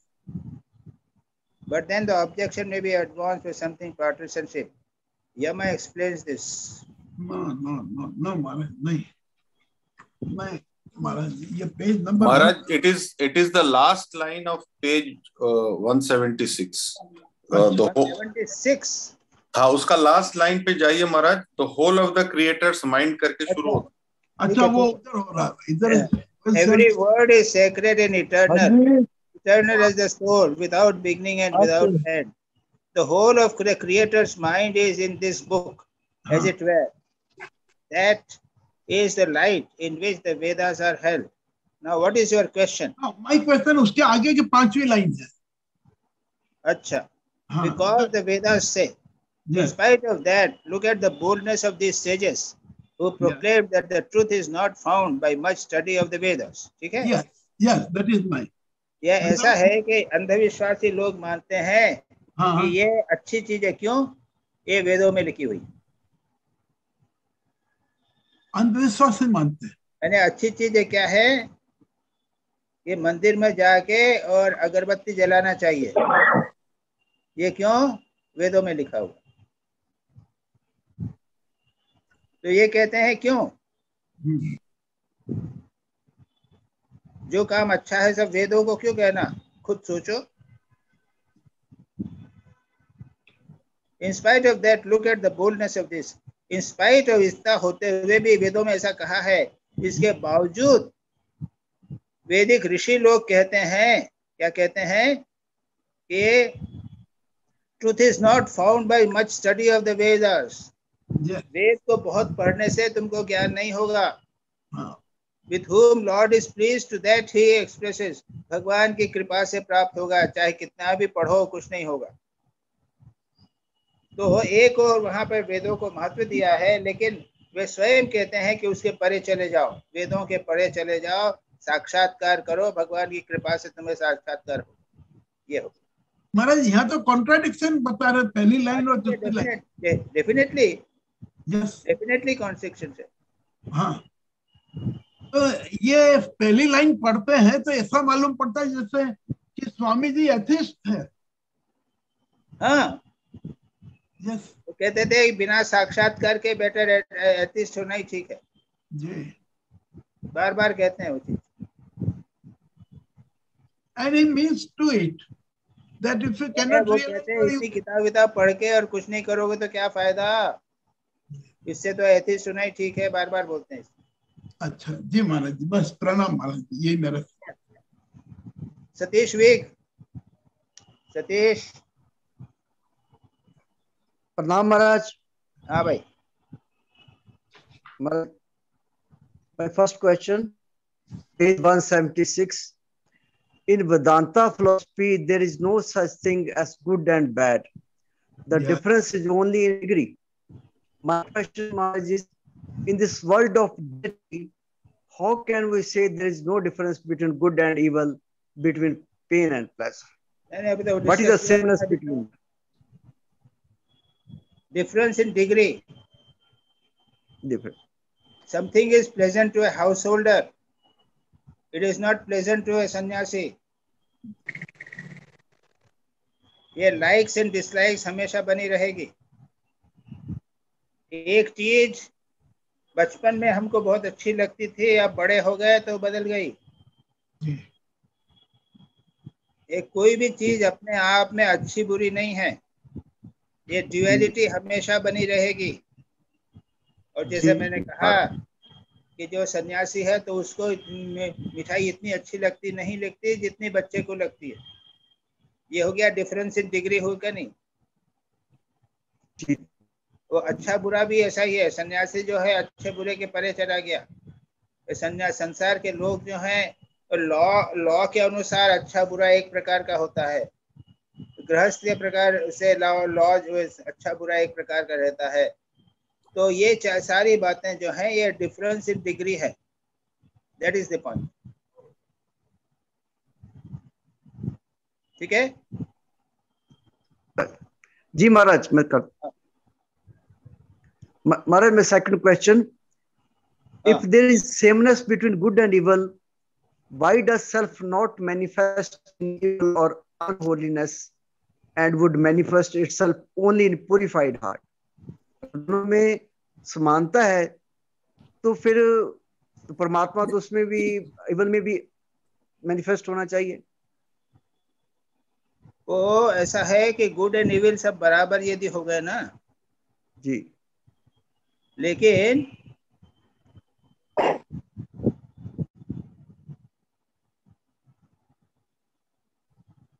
उसका बेस होना चाहिए.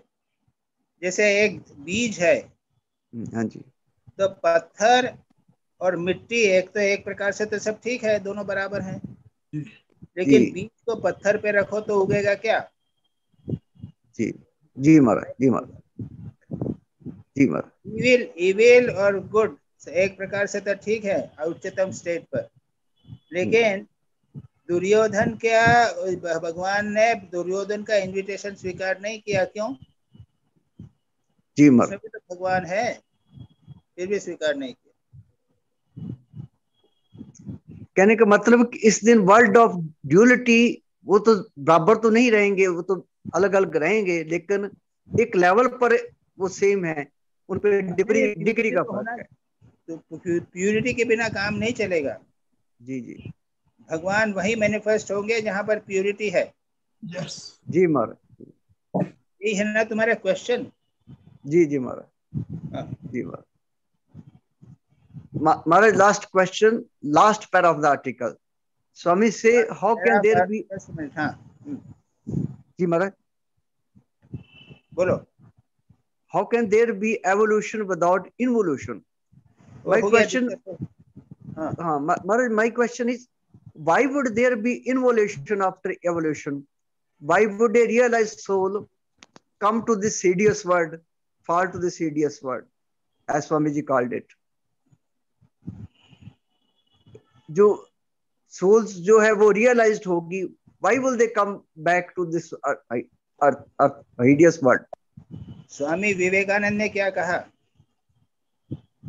May I be born again and again and suffer thousands of miseries. जी जी जी उन्होंने कहा. Help others and remove their sufferings. ठीक है ना? जी जी. पर वो डिग्रेडेड तो नहीं कह सकते ना उनको. जैसा रियलाइज्ड पर्सन कह रहा है, May I be born again again, पुनः मेरा जन्म होवे, वापस आऊंगा मैं. जी.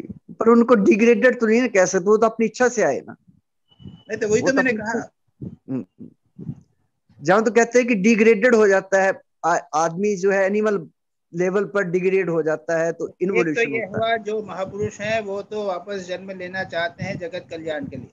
जी जी. और जहां तक सृष्टि का प्रश्न है, वो तो कहते हैं कि इन्वोल्यूशन और रिवोल्यूशन जो है वो कॉस्मिक प्रोसेस हो रही है.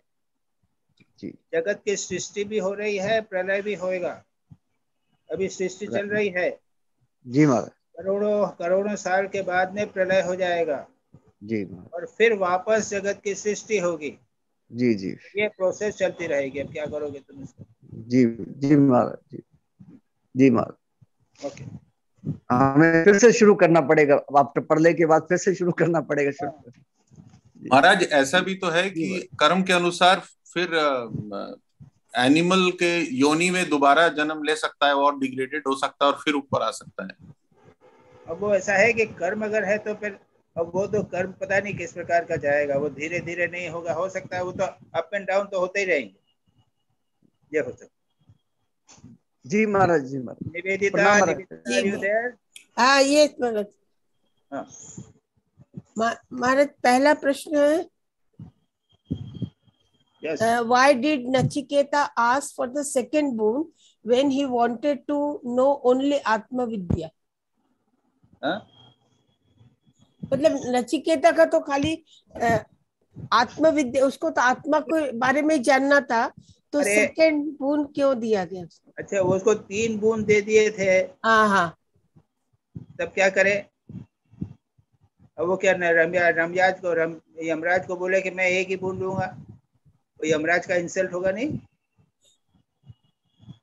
इसलिए चीजें देती हो तो हम उसको कह देंगे हमको नहीं चाहिए, उसको बुरा नहीं लगेगा? बिल्कुल. तो सीधी बात है. उसने ही पूछा ना सेकंड जो स्वर्ग जाने की 3 प्रश्न मिले ना. हाँ. तो तीनों प्रश्न तो पूछना चाहिए. अच्छा, इसलिए वो प्रश्न, ये तुम्हारा प्रश्न क्या है कि सेकंड में ये क्यों पूछा, ये कि सेकंड प्रश्न क्यों पूछा? हाँ जी, सेकंड मैंने इसलिए पूछा कि क्यों उसने ये स्वर्ग जाने की मेथड उसने क्यों पूछा, मतलब 90% लोग स्वर्ग जाना चाहते हैं. हाँ, 90% लोग यहाँ संसार से संतुष्ट नहीं है और सुख जाना चाहते हैं, तो उसने पूछ लिया. थर्ड क्वेश्चन मैंने तो बाद में कह दिया है कि वो स्वर्ग वगैरह से भी नहीं चाहिए मुझे. मेरा एक प्रश्न तो तत्व ज्ञान है, उसी से सुख मिलेगा, लेकिन जो नहीं खुश होते हैं उनके लिए मैं मांग. दूसरा प्रश्न है, there are certain religious facts which as external signs have to be perceived. Please ये 171 में है, पेज नंबर 171. क्या है?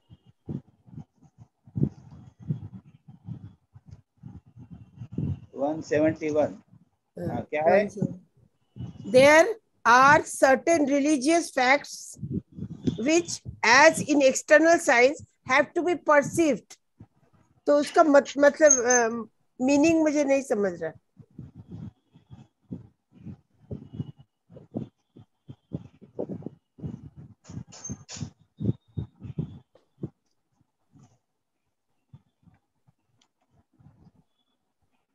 महाराज ये 1 2 3 4 5 6 7 8वीं लाइन है महाराज, 171 पेज में 8वीं line.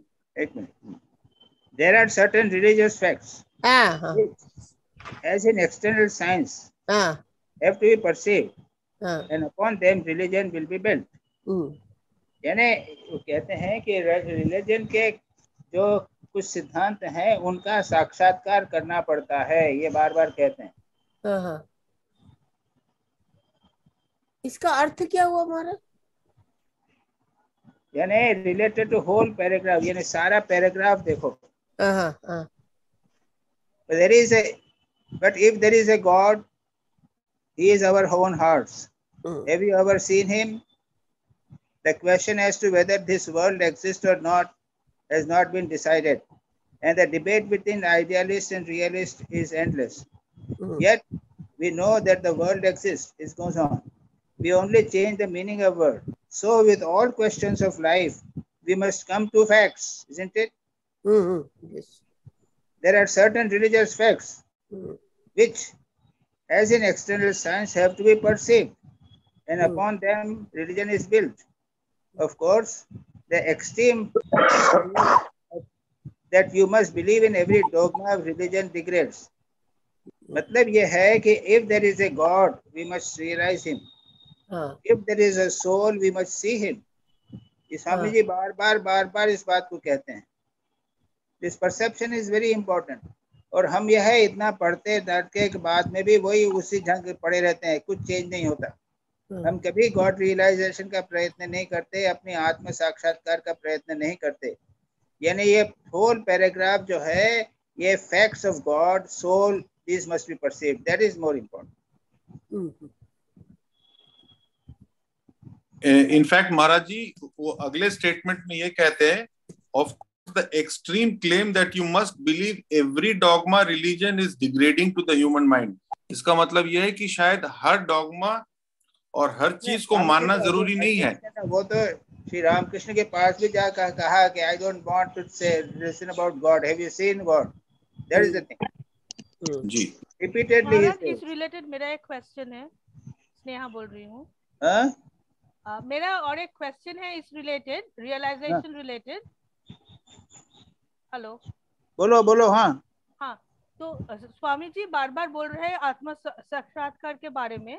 And he has given us a lot of ways of doing it too, like Raja Yoga is there, या तो फिर योगा, right? लेकिन हमेशा हम लोगों को जो हम संसार में है, हमको like people tell us not to practice those things. तो अगर हम प्रैक्टिस नहीं करेंगे तो कैसे सेल्फ रियलाइजेशन होगा? कुछ ना कुछ तो प्रैक्टिस में रहना चाहिए. तो कुछ ना कुछ करना ही पड़े, कुछ ना कुछ करना पड़ेगा, कुछ ना कुछ प्रैक्टिस करनी पड़ेगी, कुछ रेनंसिएशन त्याग करना पड़ेगा, व्याकुलता लानी पड़ेगी संसार में रहते हुए भी. कैसे? I mean, I do not get the chances of doing anything. Like जो बोला गया है राजा योगा में, it's a complete no for a संसारी because contingence is the criteria. And संसार में रहते हुए हम लोग कोई होते नहीं है वैसे, तो वो चला गया. अब भाई ऐसा है कि डिस्पैशनेट वर्क तो भी हम लोग करते हैं. सब जगह स्वामी विवेकानंद को सब जगह पढ़ोगे तो सेम चीज रिपीटेडली रियलाइज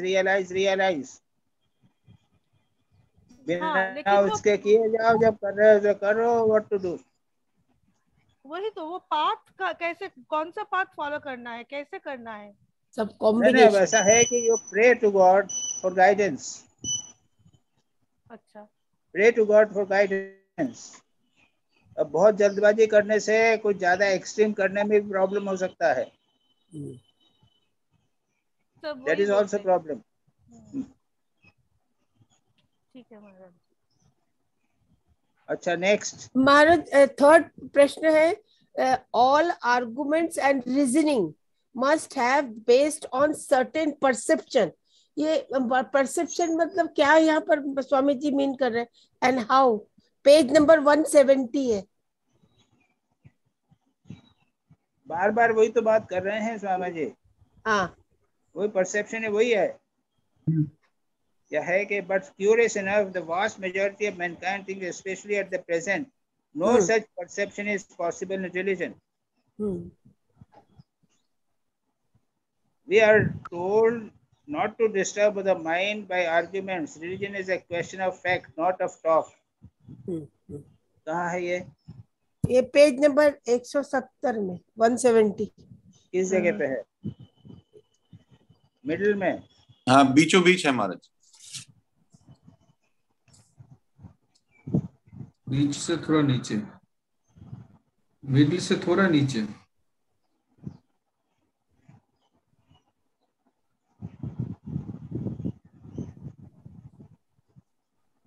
ऑल लास्ट में वही चीज बार बार कहते हैं। All knowledge must stand on perception of certain facts, and upon that we have to build our reasoning.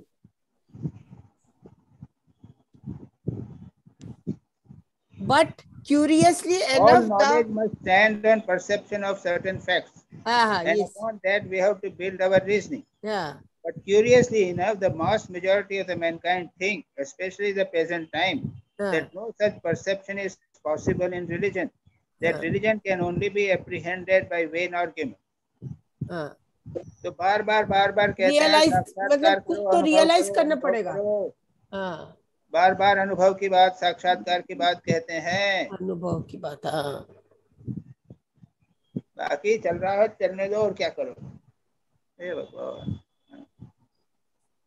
ये दोनों सेम थिंग, दोनों क्वेश्चंस एक ही हैं। एक ही है, ठीक है महाराज, बस इतने हम लोग अनुभव नहीं करेंगे तो आर्ग्यू करते रहेंगे, रीजन करते रहेंगे, वही। अरे चल रहा है, कहाँ चिंता करते हो बाबा। अरे बहुत मुश्किल का काम है महाराज। महाराज अभी एक स्नेहा ने एक क्वेश्चन पूछा है। स्नेहा? हाँ महाराज जी, मैं पढ़ती हूँ महाराज जी। First question, second question. First question भी बहुत इम्पोर्टेंट है। अच्छा, मैं पढ़ती हूँ महाराज। हेलो, सुनाई दे रहा है महाराज? यस, नमस्कार।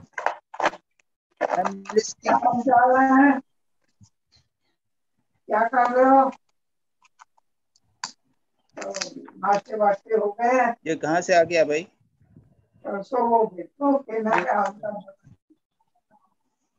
महाराज मैं पढ़ूं? क्वेश्चन।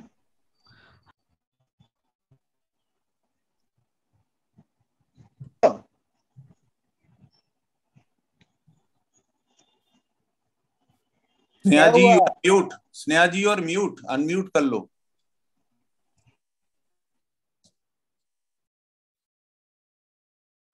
हाँ, अभी सुनाई दे रहे हैं? Yes yes. Okay. Scientifically, the body dies because of malfunction. Yes, okay. Now. Hello. महाराज मैं पढ़ूं? Yes. हाँ, scientifically the body dies because of malfunction of various body parts. Spiritually, we never die. However, the gross body disintegrates and the sukshma sarira remains till we get another gross body, depending on our karma. Is my understanding correct? If it is correct, then we all need to do dispassionate work so that we do not get caught in the web of Maya and karma. Then why in life it is so difficult to achieve? Why is it so easy? You know, पहले शरीर से detachment अनासक्त होना पड़ेगा, शरीर से, मन से। अरे सुबह शाम खाते पीते शरीर को लेकर ही रहते हैं ना कंटिन्यूअसली, तो उससे आसक्ति हो जाती है, मन से आसक्ति हो जाती है। I and my we completely identify ourselves with the mind, completely identify ourselves with the body. तुम्हारा क्वेश्चन है why it is so difficult? अरे तुम जो PhD किए या क्या किए, is what so easy? ना, सारे जीवन संसार में जो काम करना है, नाम यश प्राप्त करना है, पैसा कमाना है, तो ये भी क्या आसान है क्या? नहीं। संसार में कौन सा हम लोग करते हैं, उसमें एक तो हमें बताया गया है, पाथ है, मेथड है, आप उसको फॉलो करो, आप सक्सेसफुल हो। लेकिन नहीं, व्याकुलता के बिना नहीं होता। सॉरी महाराज जी, व्याकुलता के बिना नहीं होता। हमको ये लगता ही नहीं कि हम बंधन में हैं। Our body, we are bound by body mind complex. सूक्ष्म शरीर, कारण शरीर से हम, सूक्ष्म शरीर और स्थूल शरीर के द्वारा हम पूरी तरह बंधे हुए हैं। इसको कहाँ लगता है? अभी ये प्रश्न किया है, तुम 2 मिनट में भूल जाओगे। अभी बंधन जैसा लगता ही नहीं है। तो बंधन नहीं लगता है तो निकलने का प्रश्न कहाँ उठता है? ये तो बचपन से ट्रेनिंग दिया जावे कि मैं शरीर नहीं हूँ। वो मदालसा की कहानी जानते हो ना कि नहीं? रानी मदालसा। ना महाराज जी, एक बोलिए। और रानी मदालसा के जो बच्चे हो तो ज्ञानी थी, राजा थी, रानी थी। अच्छा। पहला बच्चा होता था तो उसको वो जो खिलाती थी ना, उसको हाँ। जो ये क्रेडल में सुलाती थी। हाँ। तो कहती थी तमसी निरंजन, तुम निरंजन हो, तुम निरंजन हो, तुम मुक्त हो, तुम मुक्त हो। इस तरह कर सुन सुन के वो बच्चा खड़ा बड़ा होता था। और जब 10, 12, 15, 20 वर्ष का होता था तो छोड़ के चला जाता था। उसको ज्ञान बचपन से हो जाता था। हम तो इस उम्र में मैं शरीर हूँ, मैं मन हूँ, ये पक्का हो गया है। इतने आसानी से हो जाएगा क्या? मैंने जैसा कहा कि संसारी कोई एस्पिरेशन है, संसारी आइडियल प्राप्त करना है, वो कितना कठिन है। डिग्री प्राप्त करके कहीं पर एक अच्छा जॉब लेना कितना कठिन है। बिल्कुल। तो तुम समझते हो कि आध्यात्मिक जीवन इतना आसान हो जाएगा? फिर भी स्वामी ब्रह्मानंद जी कहते हैं कि एक एमडी की डिग्री लेने से आसान है भगवत साक्षात्कार। एमडी देने के लिए 10 साल तक मेरे को मेहनत करनी पड़ती है। तुम्हें 10 साल तक भगवान के लिए मेहनत करो, भगवान का साक्षात्कार हो जाएगा। लेकिन कौन मानेगा इस चीज को? नहीं हम करते नहीं है, मेरा कुछ नहीं, और कहते हैं कि इट इज सो डिफिकल्ट। लेकिन महाराज जी, मेरा क्वेश्चन है इसको रियलाइज करने के लिए, जैसे पीएचडी के लिए गाइड चाहिए, वो गाइड कर देता है, पीएचडी कंप्लीट करने में हेल्प कर देता है, तो वैसे गुरु भी चाहिए ना जो जो अगर ठीक ठीक व्याकुल होगा तो गुरु अवश्य आ जाएगा। स्वयं स्वामी विवेकानंद ने लिखा है और हम लोगों, कई लोगों को एक्सपीरियंस है। जब पढ़ा, खूब व्याकुल हुए तो हमको किसी न किसी प्रकार के मार्गदर्शन प्राप्त हो जाएगा। डेफिनेटली मार्गदर्शन प्राप्त हो जाता है। ठीक है महाराज जी। लेकिन पहले स्वामी विवेकानंद ने डिसाइपलशिप, इसके बाद में है ना, दूसरे 8th चैप्टर में डिसाइपलशिप करके उनका एक लेक्चर है। उसमें वो कहते हैं कि 2 चीजें आते हैं, गुरु और डिसाइपल। हम गुरु चाहते हैं कि गुरु होवे हमको मिले, लेकिन are you ready to be a disciple? पहले आप इसके लक्षण पढ़ लीजिए। ज्ञान योग में, भक्ति योग में, राजयोग में, सभी में एक डिसाइपल के लक्षण बताए गए हैं। ऐसा होना चाहिए, ऐसा होना चाहिए, ऐसा होना चाहिए। हाँ। तब नहीं तो गुरु नहीं मिलता, हमको गुरु नहीं मिलता। और खुद कैसे हो? ऐसे फसड्डी हो कि तुम किसी काम के नहीं हो। तुमको गुरु मिलेगा तो बेचारा गुरु जो है वो सिर पटक देगा कि कैसा शिष्य मिला। हाँ महाराज, सही। ठीक है जी। Last second question. हाँ।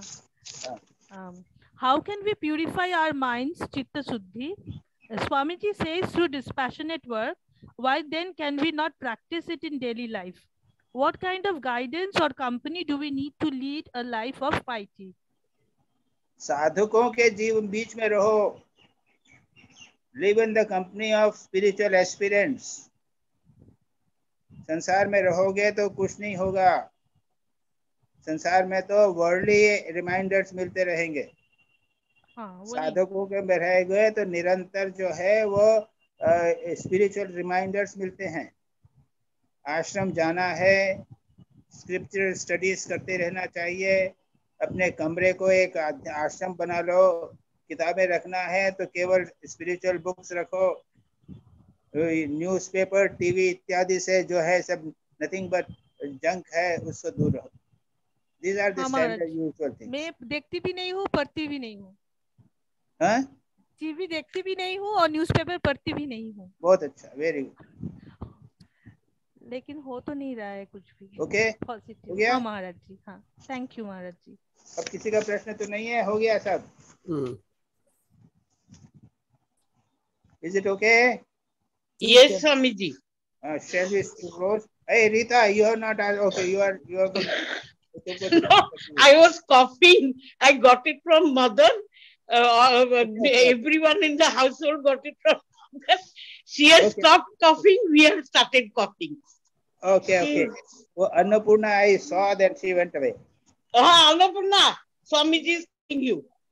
She needs a snack, Swamiji. She's got Hindi test and she's been drawing Shivalingas and God alone knows what. क्या हुआ उसका? Annapurna. Okay. जाने दो।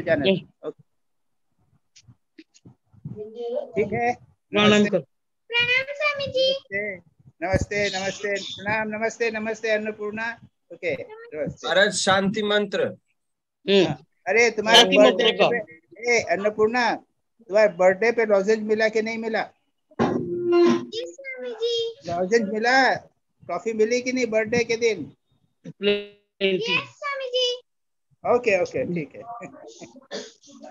ओके ठीक है।